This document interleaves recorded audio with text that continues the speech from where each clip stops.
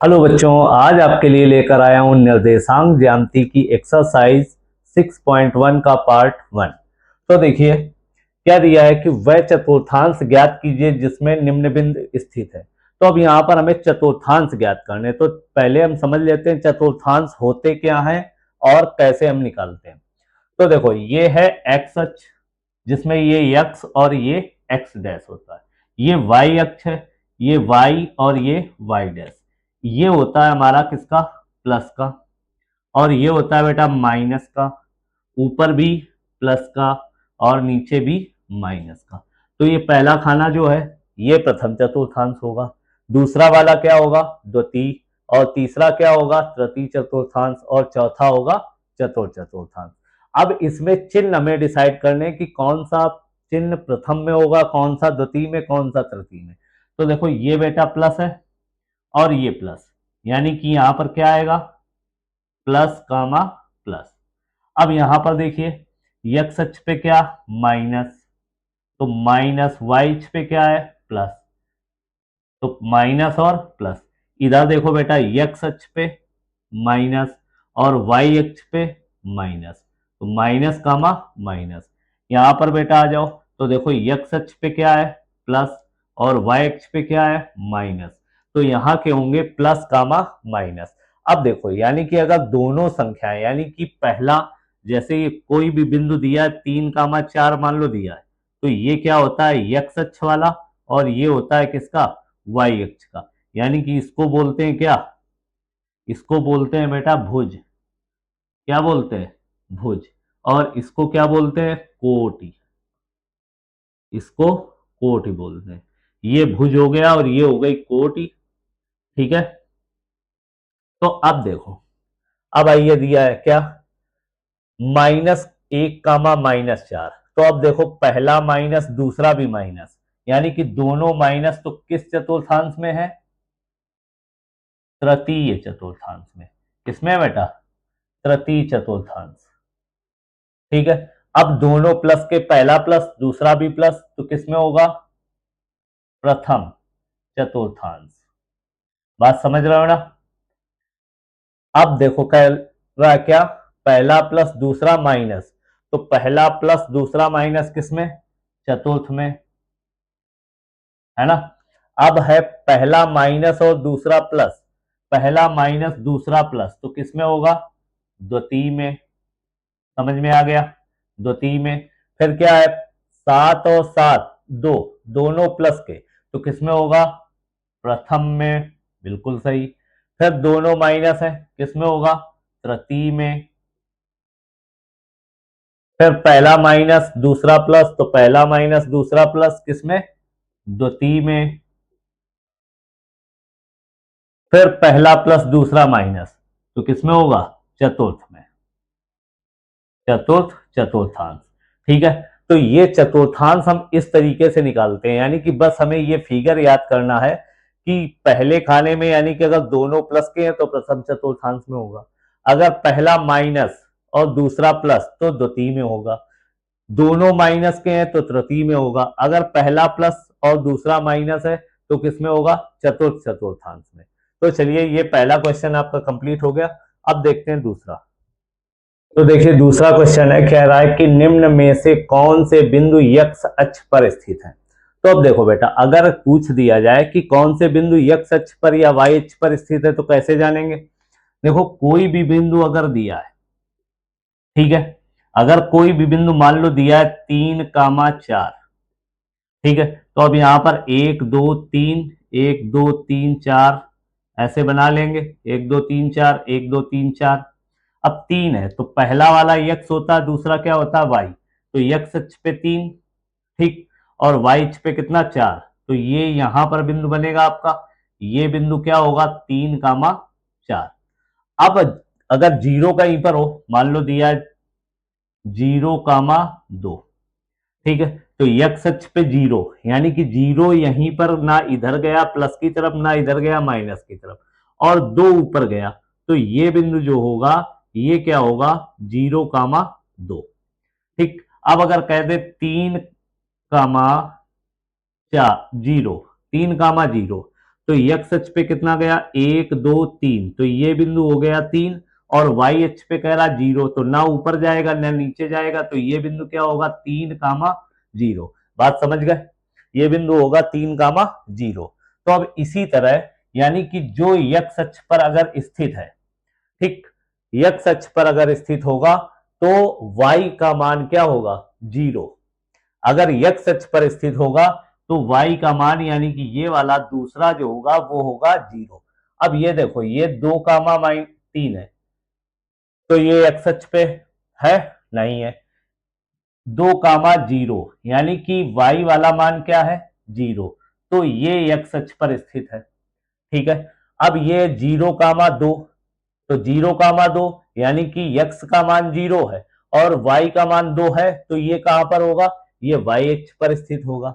हमें सिर्फ x अक्ष पर स्थित वाले बताने हैं, तो देख लें सभी में जिसका मान y का मान 0 हो वही x अक्ष पर होगा, तो ये होगा और ये होगा।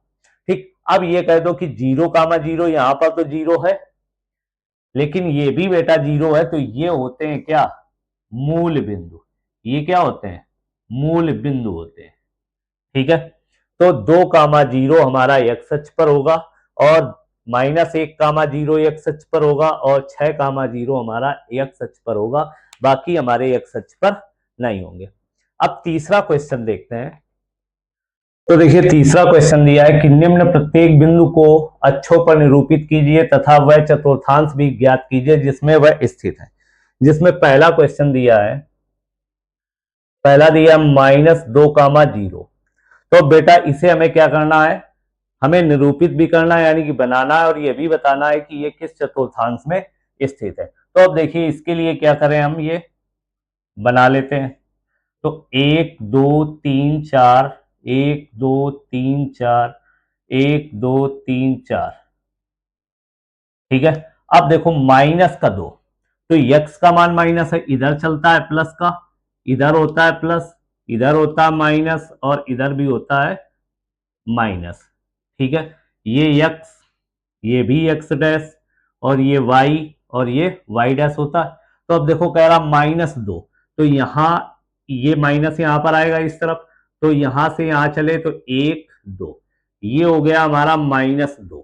अब कह रहा 0, तो 0 कहीं नहीं जाएगा, ना एक ऊपर की ओर जाएगा ना नीचे की ओर, तो ये जो बिंदु होगा वो हमारा क्या होगा -2, 0। और ये कह रहा किस चतुर्थांश में है, किस चतुर्थांश में, ये बेटा कहां पर है यक्स अक्ष पर है। किस पर है, यक्स अक्ष पर है। ठीक, ये कहां पर है यक्स अक्ष पर। अब दूसरा दिया है, दूसरा है 0, 5।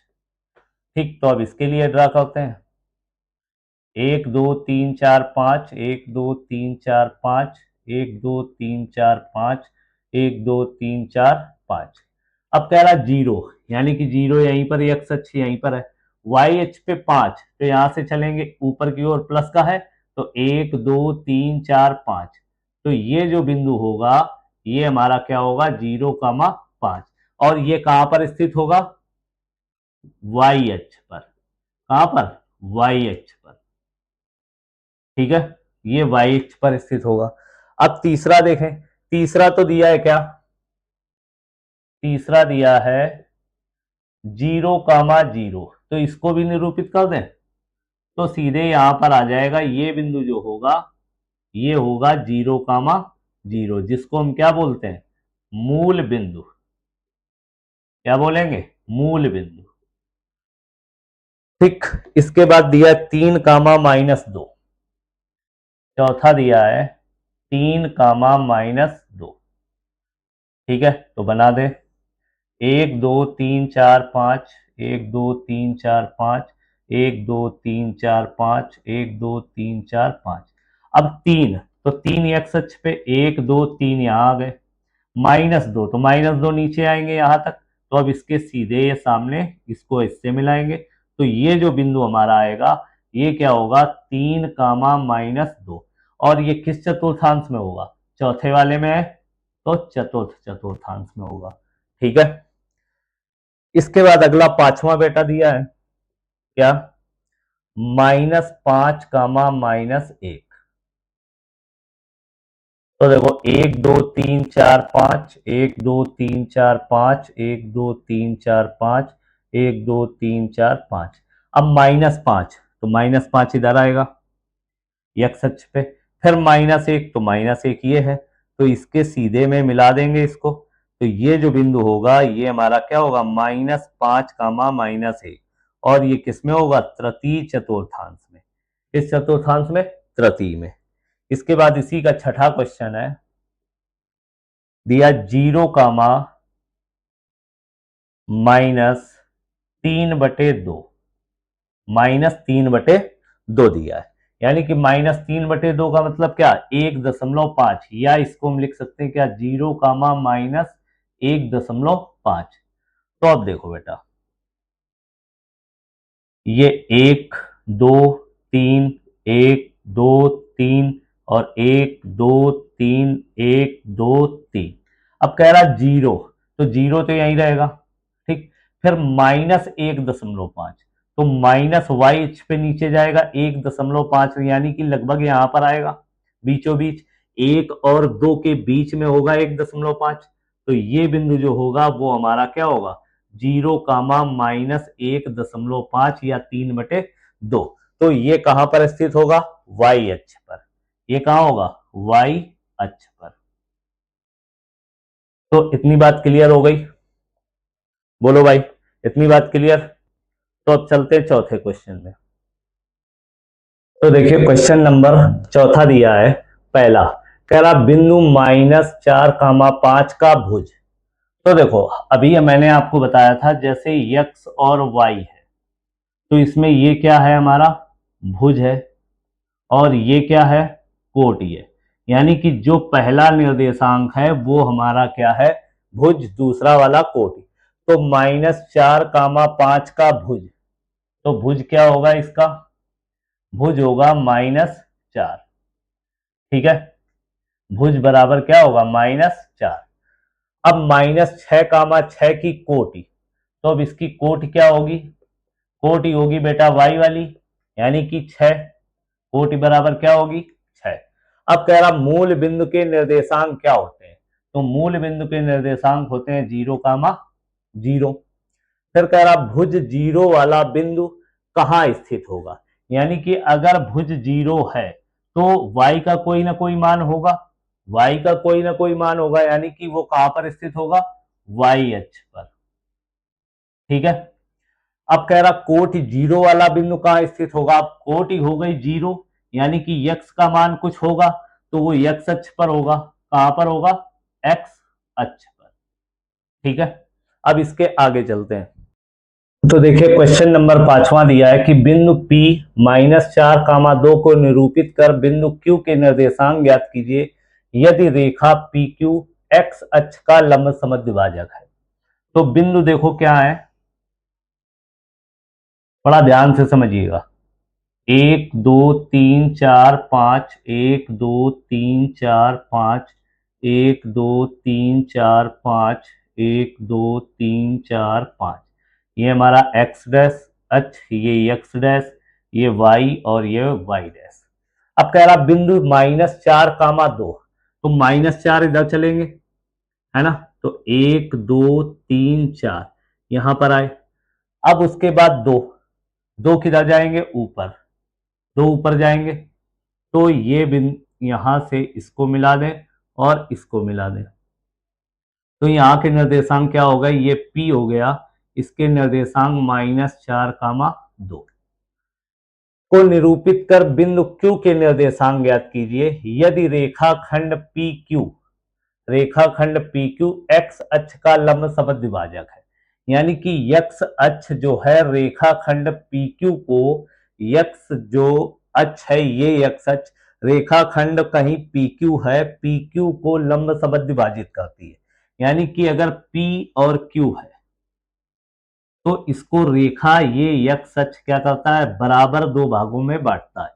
यानी कि जितना ऊपर उतना ही ये नीचे, ठीक है, क्योंकि यही P रेखा है हमारी, है ना। तो यहां पर अब जितने खाने ऊपर गए थे उतने ही हम नीचे आ जाएं। ऊपर गए 2, तो नीचे 1, और ये 2, तो यहां तक आ गए।